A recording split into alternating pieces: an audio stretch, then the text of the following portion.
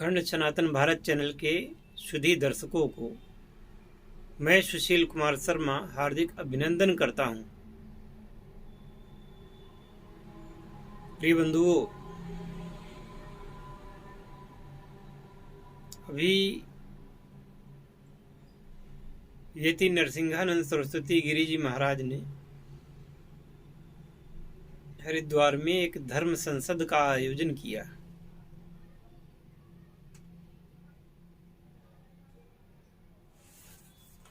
उसके बाद क्या हुआ पता है आपको? वहां पर जितेंद्र नारायण सिंह त्यागी जी ने मुद्दे की बात रखी,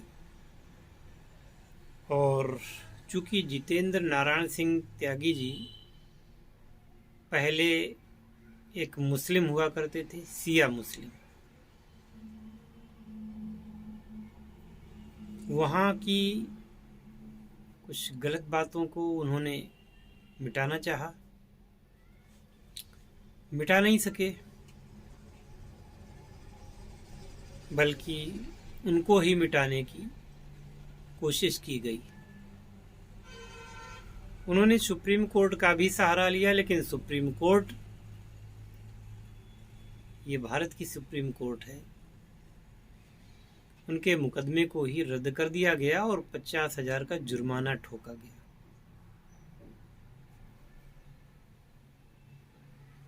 आपको ज्ञात है कि वो मुकदमा क्या था? मुकदमा ये था कि एक किताब है जिसे लोग कुरान कहते हैं,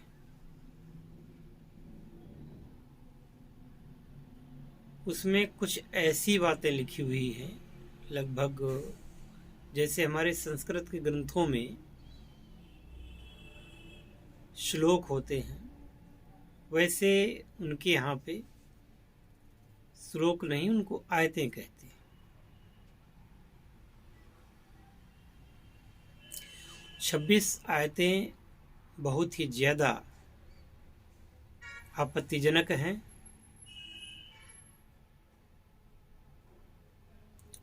और यदि इन 26 आयतों को मिटाया नहीं गया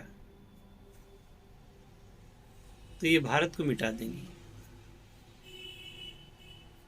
या तो इन आयतों को मानने वाले लोग भारत से दूर कर दिए जाएं, या फिर इन आयतों को ही दूर कर दिया जाए। लेकिन मुझे लगता नहीं कि ऐसा कुछ हो पाएगा।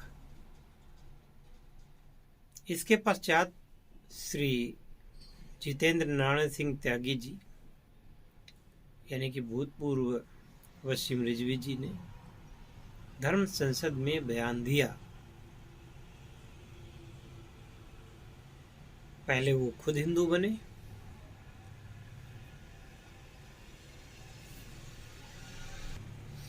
बाद में उन्होंने धर्म संसद में अपनी बात रखी। अब आपको देखिए, हिंदुओं की जो राजनीति करने वाले दल हैं, हिंदुओं के वोट बैंक की राजनीति करने वाले जो लोग हैं, उन्होंने भी धर्म संसद को जम के कोसा। छत्तीसगढ़ के पूर्व मुख्यमंत्री डॉक्टर रमन सिंह ने भी इसे कांग्रेस का आयोजन बताया। यति नरसिंहानंद जी ने कभी भी कांग्रेस का पक्ष नहीं लिया,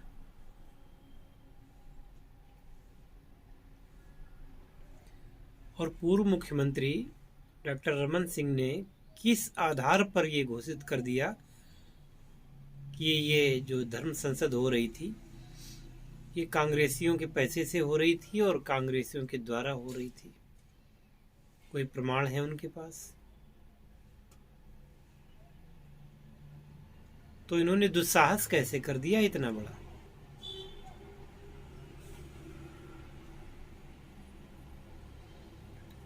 कांग्रेस तो शुरू से ही बदनाम है। कांग्रेस कांग्रेस को तो खुले तौर पे कहा जाता है कि वो हिंदुओं की पार्टी नहीं है। उसके पूर्व अध्यक्ष ने भी यही कहा है कि हिंदुत्व में मैं विश्वास ही नहीं करता और हिंदुत्व को मैं जानता नहीं।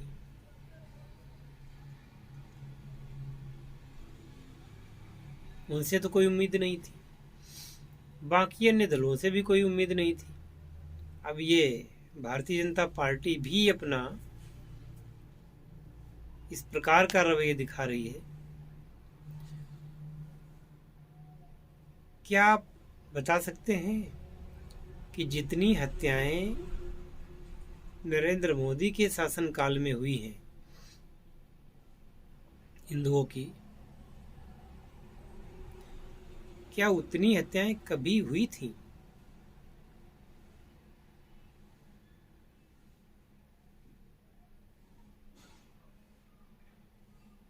भाई किसी के पास अगर रिकॉर्ड हो इसका दिखाए, मुझे बताए। क्या इतने लब जिहाद के शिकार हुए थे लोग?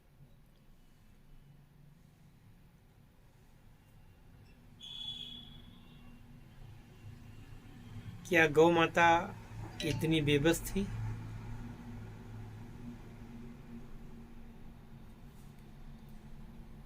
यहाँ तक कि जो गौ भक्त हैं, गौ सेवक है, उनको गुंडा भी कहा गया।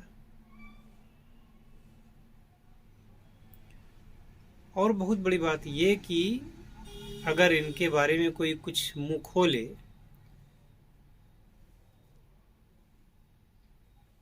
तो उसके पीछे ये लोग पड़ जाते हैं। इनकी बुराई कर दो, आप देशद्रोही हो जाएंगे। सच बोल दो, देशद्रोही हो जाएंगे। इनके नाक के नीचे मौलाना साद बना रहा, उस पर केस किया गया था। न तो वो तबलीगी जमात बैन हुई, न वो मौलाना साद पकड़ा गया।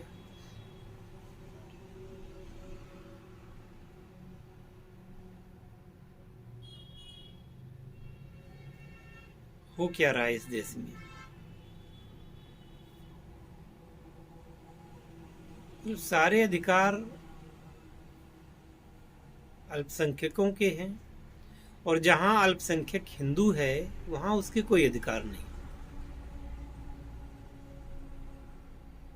इस देश की विडंबना ये है कि हिंदू बहुल देश होते हुए भी यहाँ का हिंदू न्याय मांगने को मजबूर है। यहाँ का हिंदू मरने को मजबूर है। यहाँ का हिंदू पिटने को मजबूर है।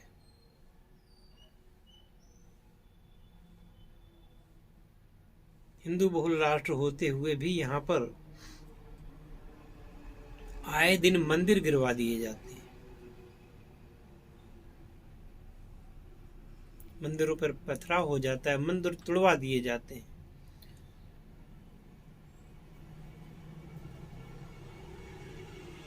और बाद में कितनी कार्रवाई होती है वहां पे।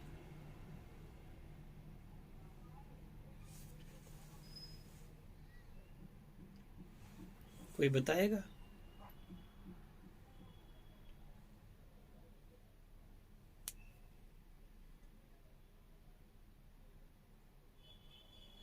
कोई बताएगा कि ऐसा हो क्यों रहा है?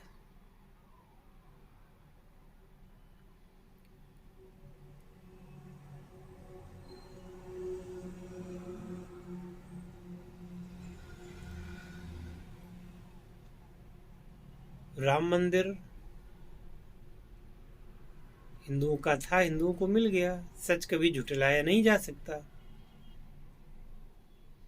पर क्या हिंदू समाज केवल राम मंदिर से ही गुजारा करेगा? उसे तो कृष्ण का मंदिर भी चाहिए, उसे तो काशी विश्वनाथ का मंदिर भी चाहिए। और ये क्या कि मात्र काशी में निर्माण कार्य क्या हो रहा है, सुंदरीकरण हो रहा है। मुख्य मुद्दा तो वही है जो पहले था। विवाद की जड़ वो मस्जिद वहां से हटी कहाँ है? तो फिर किस चीज का ढिढोरा पीटा जा रहा है? एक आध दीवार बनवा देने से, कुछ रंग रोगन करवा देने से क्या विवाद खत्म हो जाएगा?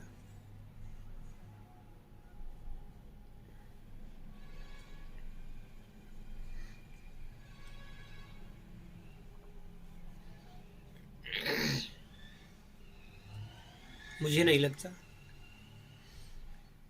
खुलेआम जो लोग कहते हैं कि जब हमारा शासन आएगा तब हम मंदिर गिरवा देंगे, खुलेआम कहा जा रहा है कि उत्तर प्रदेश की पुलिस को भी धमकाया जा रहा है कि जब योगी जी नहीं रहेंगे, जब मोदी जी नहीं रहेंगे, तब तुमको देख लिया जाएगा और तुमको बचाने कौन आएगा।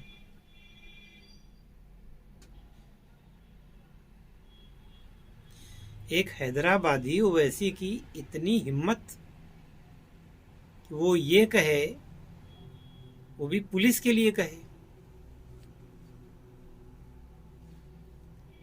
कोई एक्शन नहीं।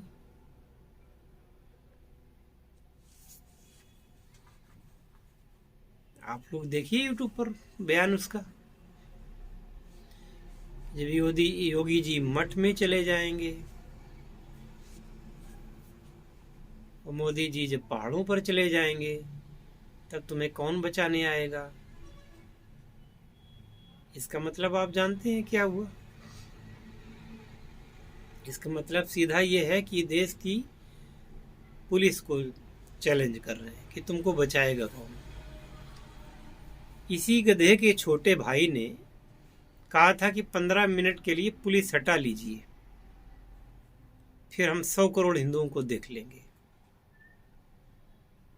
कहा था ना, कई साल पहले कहा था। छुट्टा घूम रहा है।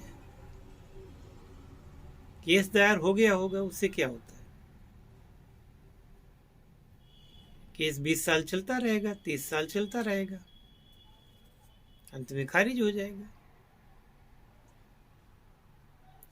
उसका ये बड़ा भाई है, वो कहता पुलिस हटाने की जरूरत नहीं है, पुलिस को ही हटा देंगे।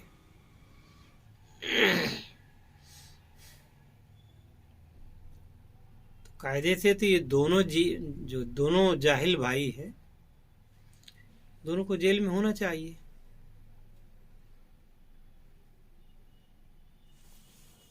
और क्या है, खुलेआम छुट्टा घूम रहे हैं,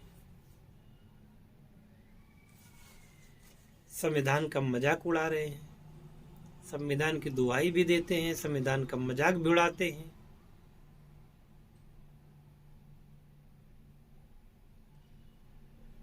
मतलब जब अपना कहीं स्वार्थ हो तो संविधान को मान लिया, और जहां पे देश का हित हो वहां पे संविधान इनके लिए खराब है।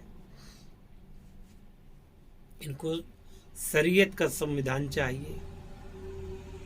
जब ये देश पंथ निरपेक्ष है तो यहाँ शरीयत की आवश्यकता ही नहीं है। और ये देश क्या शरीयत से चलेगा? बंटवारे में ये देश हिंदुओं को मिला है, यहाँ कोई शरीयत नहीं चलेगी।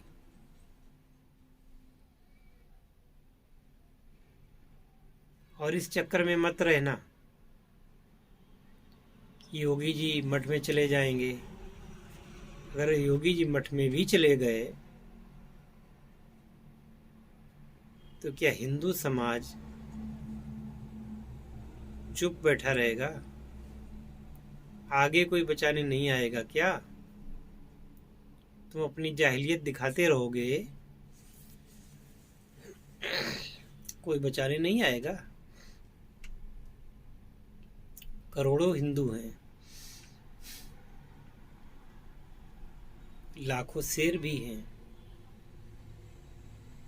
तुम्हारी औकात तुमको याद दिला देंगे।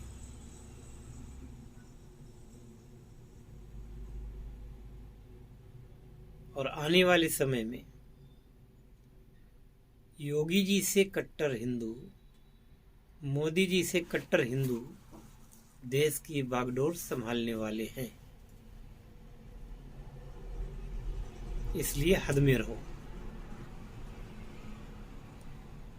मोदी जी के जाने से या योगी जी के जाने से ये अविरल गंगा बहने से रुकने वाली नहीं है।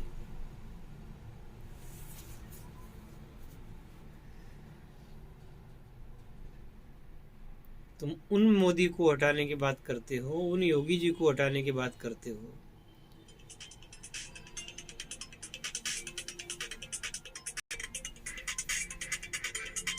जिन्होंने कुछ किया ही कहाँ है। अभी क्या कर दिया बताइए? वो तो तुम्ही लोगों को खुश करने में लगे रहते हैं। अभेति नरसिंहानंद सरस्वती जैसा मुख्यमंत्री, वसीम रिजवी जैसा गृह मंत्री जब होगा तब तुम्हें पता चलेगा। वसीम रिजवी नहीं, जितेंद्र नारायण सिंह त्यागी।